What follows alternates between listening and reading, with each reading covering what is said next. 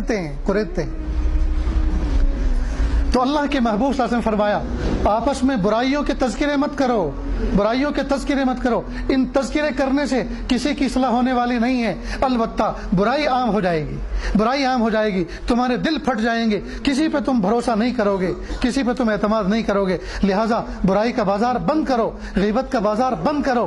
और अगर किसी की का तज़किरा आपको करना है तो नीयत दुरुस्त करो। अगर आपको उसकी इस्लाह करना है, आपके अंदर हिम्मत नहीं है, सामने वाले के सामने उसकी बुराई का तज़किरा इसलिए कर रहे हैं कि 50% मेरे अंदर हिम्मत है, कुछ परसेंट ये हिम्मत करेंगे, हम दोनों मिलकर उसकी इस्लाह की कोशिश करेंगे। इन बुनियादों पर अगर आप बात करना चाह रहे हैं तो बेशक आपस में तज़किरा कर लो, लेकिन याद रखना जब उससे बात करो तो आईना बन के बात करना, आईना बनकर, साइलेंट मोड में, यानी किसी और को पता ना चले। और जब इस्लाह उसकी हो चुकी हो या बात कह चुके इस्लाह की, तो उसके तज़किरे किसी और के सामने ना करें कि फलां की इस्लाह हम करके आए, फलां की हम इस्लाह करके आए। समझ रहे हैं दोस्तों, यह है अल्लाह के महबूब सल्लल्लाहु अलैहि वसल्लम का अंदाज। महबूब सल्लल्लाहु अलैहि वसल्लम ने इस तरह से उम्मत की इस्लाह फरमाई। जिस मुआशरे के अंदर हर आदमी दूसरे से खुशगुमान रहे, हर आदमी दूसरे की गीबत न सुने, वो दिल सोने के दिल होंगे कि नहीं होंगे? उस महलों में और शहरों में और बस्ती में रहने वाले इंसानों के चेहरों पे रौनक होगी कि नहीं होगी? उनके पास बैठने को दिल करेगा कि नहीं करेगा?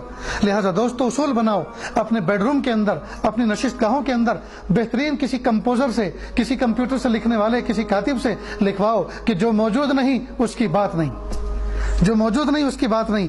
अल्लाह देख रहे हैं, अल्लाह सुन रहे हैं, प्यारे अल्लाह मेरी तरफ मुतवज्जे हैं, प्यारे रब देख रहा, प्यारा रब देख रहा है। जी, इस किस्म के जुमले जो तज़कीरी जुमले होते हैं, जिनके जरिए से इंसान को डिटेक्ट होता है कि मुझे करना क्या है, मैं कर क्या रहा हूं, लिखवाओ खबरदार अल्लाह देख रहा है, यानी खबर बाखबर रहो, अल्लाह देख रहा है, खबरदार अल्लाह सुन रहा है। अल्लाह अकबर कबीरा। एक बहुत अहम बात वो ये कि हम जब किसी से गुफ्तगू करते हैं, जब किसी से गुफ्तगू करते हैं तो दिल तोड़ने वाली, जब किसी से कोई इस्लाह की बात करते हैं तो दिलों को फाड़ देने वाली, सबके सामने इंसल्ट कर देने वाली, रुस्वा कर देने वाली। महबूब सल्लल्लाहु अलैहि वसल्लम ने हमें गुफ्तगू का तरीका बताया कि हम किस तरह से गुफ्तगू करें, हुस्न अखलाक के साथ बात करें, नरम लहजे के अंदर बात करें, नरम लहजे के अंदर बात करें, मुस्बत अंदाज से बात करें। बात करने की दो स्टाइल हैं, दो तरीके हैं, एक है मुस्बत, एक है मनफी, एक है नेगेटिव, एक है पॉजिटिव। नेगेटिव अंदाज क्या है गुफ्तगू करने का? मसलन भरी मस्जिद में एक बुजुर्गवार खड़े हुए, अब एक नौजवान ने कहा, ये लड़के इधर आ। अब मैं काश कि आपकी जुबान में बात कर पाता, इसलिए मैं अपनी स्टाइल में बात करता हूँ, जिस इलाके में उर्दू बोलने वाले जहाँ जिस स्टाइल में बात करते हैं। ये लड़के इधर आ। भरी मस्जिद में बुजुर्गवार बुला रहे हैं किसको? एक नौजवान लड़के को, कह रहे इधर आ। वो आया, किसका बेटा है तू? कि फलां का। तेरे बाप ने तुझे कुछ सिखाया कि नहीं, कुछ दीन समझाया कि नहीं? देख तेरा पाजामा टखनों से नीचे है, ये झाड़ू दे रहा है। अल्लाह कयामत के दिन ऐसे शख्स की तरफ नजर रहमत से देखेंगे भी नहीं, यह मना है, हराम है ये। अब वो लड़का सुन रहा है, सबके सामने जलील हो गया, सबके सामने उसका दिल टूट गया, इंसल्ट हो गई। अब वो वहां से गया, बाहर जाके जूते पहने, सोचे ए मस्जिद अस्सलाम वालेकुम, अब कभी तेरे अंदर नमाज पढ़ने नहीं आऊंगा। जिस मस्जिद के अंदर ऐसे ऐसे गधे नमाज पढ़ते हों, जिनको बात करने का शौर नहीं, सलीका नहीं, जी, उस मस्जिद में खाक नमाज पढ़े, घर पे नमाज पढ़ूंगा और क़यामत के दिन देखा जाएगा जो होगा, अल्लाह गफूर रहीम। अब बताइए, इस बुजुर्गवार की नसीहत से फायदा हुआ या नुकसान? नुकसान क्यों हुआ? बात सही थी, लेकिन बात कहने का अंदाज गलत था। बात सही थी कि टखनों से नीचे पाजामा करने वाले को अल्लाह कयामत के दिन नजर रहमत से नहीं देखेंगे। बात 100% सही थी, लेकिन अंदाज गलत था, और इसको कहते हैं मनफी गुफ्तगू का अंदाज। समझ गए दोस्तों? यही बात कहने का एक तरीका है मुस्बत, और वो क्या तरीका है? यही मिसाल लो, बेटा इधर आओ। करीब आया, आपने सलाम किया, उसके सर पे हाथ रखा, कंधे पे हाथ रखा। बेटा किसके बेटे हो? कि जी मैं फलां का। ओहो माशाल्लाह, तुम उनके बेटे हो? बेटा वो तो मेरे भाई हैं, और तुम तो मेरे भतीजे हो, आओ करीब आओ। सीने से लगाया। बेटा क्या करते हो? अंकल मैं जॉब करता हूँ। माशाल्लाह, अल्लाह ताला तुम्हारी हलाल रोजी में बरकत अता फरमाए। बेटा और करीब आओ। देखो ये जो पाजामा तुमने टखनों से नीचे रखा है ना, क़यामत के दिन अल्लाह ताला नज़र रहमत से इसको देखेंगे भी नहीं। اس لیے بیٹا قیامت کے دن اللہ ہی اگر نظر رحمت سے نہ دیکھیں تو پھر کون دیکھے گا، کون مغفرت کرے گا؟ جی اللہ ہی جب نظر رحمت سے نہیں دیکھیں گے غصہ ہوں گے. اس لیے بیٹا پاجامہ ٹخنوں سے اوپر رکھا کروں. اب آپ کہتے جا رہے ہیں اور وہ پاجامہ اوپر کرتا جا رہا ہے، آپ کہتے جا رہے ہیں اوپر کرتا جا رہا ہے جی. اور اب جب بھی راستے میں کبھی ملیں گے آپ بائک روک کے، انکل السلام علیکم، آپ خیریت سے ہیں؟ چلیے میں آپ کو پہنچا دوں، کہاں جانا ہے؟ ارے نہیں بیٹا میں تو یہیں گھر جا رہا ہوں. یہ ہے مثبت انداز. زندگی بھر کے لیے آپ نے اس کے دل میں اپنی جگہ بنا لی. جب جب آپ کو دیکھے گا سلام کرے گا، جب جب آپ کو دیکھے گا گاڑی روک کے بات کرے گا. یہ ہے دوستو اسلام. آج ہم اسلام کو چھوڑ کر مسلمان کہلا رہے ہیں، اسلام کو چھوڑ کر مسلمان کہلا رہے ہیں.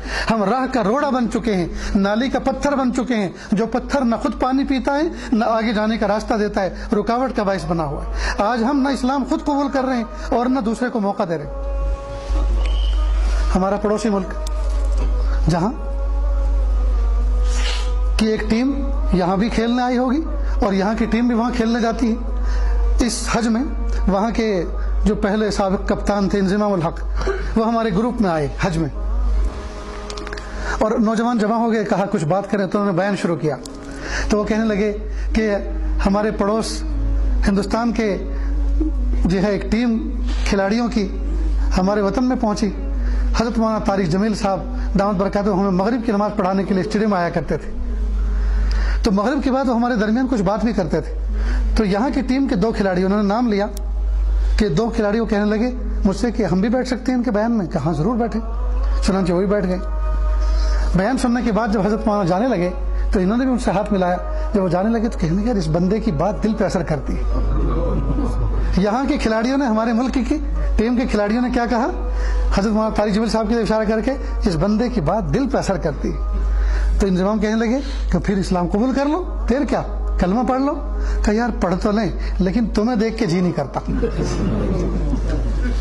یہ بات بڑے درد کے ساتھ انضمام نے کہی تھی. انہوں نے کہا کہ یار پڑھ تو لیں کلمہ، ہم مسلمان بن تو جائیں لیکن پھر تمہارے جیسا بننا پڑے گا، تمہیں دیکھ کے جی نہیں کرتا.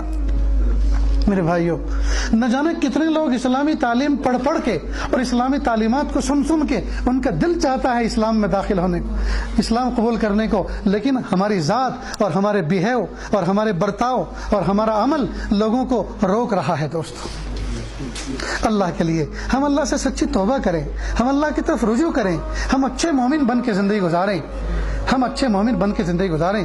ہم سائلنٹ میسج دیں دوسروں کو. میں تو جی وطن میں کہا کرتا ہوں بھائی روزانہ غسل کرو، اچھے کپڑے پہنو، بہترین خوشبو لگاؤ، اور اس میں نیت یہ ہو کہ پیارے اللہ میں جس وطن میں رہتا ہوں یہاں دوسرے مذہب کے لوگ بھی برادران وطن رہتے ہیں، پیارے اللہ میرے اس عمل سے ان کو سائلنٹ ایک دعوت جائے گی، سائلنٹ ایک میسج پاس ہوگا. کیا کہ یار میاں لوگ تو ہمیشہ صاف ستھرے رہتے ہیں، یہ تو لہکتے مہکتے رہتے ہیں، کتنا اچھا مذہب ہے ان کا جو ان کو صفائی ستھرائی کی تعلیم دیتا ہے. لیکن عجیب بات ہے دوستو، پیشاب کے بعد استنجا کرنے، ٹیشو پیپر استعمال کرنے یا پیشاب کے بعد پانی استعمال کرنے کا تصور سوائے مسلمانوں کے اس دنیا میں کسی قوم کے پاس نہیں. سب کے سب ناپاک، چاہے وہ کتنے چکنے چپڑے ہوں، چاہے کتنے لہکتے مہکتے ہوں، خوشبودار ہوں، چاہے کیسے بھی ہوں، چاہے وہ چھوٹے ہوں یا بڑے ہوں، لیکن سب کے سب پیشاب کے استنجے سے ناپاک ہوتے. اللہ پاک نے کتنا بہترین ہمیں نظام حیات دیا کہ ہم پیشاب کے قطرات کے بعد ہم پانی بہا کر اٹھیں. تو یہ پاکیزگی کی اعلیٰ مثال ہے کہ نہیں ہے؟ لیکن افسوس کی بات ہے دنیا کی پاکیزہ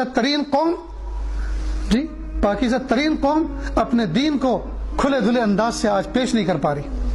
کیوں؟ اس لیے کہ اور بہت سارے زندگی کے پہلو گڑبڑ ہو چکے ہیں. اس لیے میرے بھائیوں ہم اللہ سے مانگیں کہ پیارے اللہ حضور پاک صلی اللہ علیہ وسلم کی روشن تعلیمات جو ہیں ان پر ہمیں عمل کرنے کی توفیق عطا فرمائے. ہم وقت پہ نماز پڑھیں، وقت پر ذکر و اذکار کریں، ہم تلاوت کریں. جی اللہ کے محبوب صلی اللہ علیہ وسلم نے حسن معاشرت جو ہمیں عطا فرمائی ہے ہم اس کے مطابق زندگی گزاریں. آج بہت سارے لوگ مسجد میں صف اول میں نماز پڑھتے ہیں، داڑھی ماشاء اللہ، جی چہرے پہ سنت کا نور سجا ہوا ہے، سر پہ ٹوپی رکھی ہوئی ہے، جی شرعی لباس پہنے ہوئے ہیں، اسلامی تقاضوں کو پورا کرنے والا لباس بھی موجود ہے، سب کچھ موجود ہے، لیکن یہی آدمی لمبی لمبی تسبیح پڑھنے کے باوجود، صف اول میں نماز پڑھنے کے باوجود گھر میں جاتا ہے تو ظالم بن کر رہتا ہے، بیوی پہ ظلم کرتا ہے، بچوں پہ ظلم کرتا ہے۔ یاد رکھنا، جو بندہ اپنی بیوی پہ ظلم کرے گا اللہ تعالیٰ ظالم کو اپنا ولایت کبھی نہیں دیا کرتے، ظالم کو اپنی ولایت کبھی نہیں دیا کرتے۔ لوگوں کے سامنے ہم بزرگ بنے پھرتے ہیں اور تنہائیوں میں شیطان کو شرما دینے والے کاموں کا ارتکاب کرتے ہیں۔ تنہائیوں میں ہمارا عمل کچھ اور، مخلوق کے سامنے کچھ اور، جلوت میں کچھ اور، خلوت میں کچھ اور۔ یہ درنگی زندگی، ہم یک رنگی زندگی گزاریں۔ پیر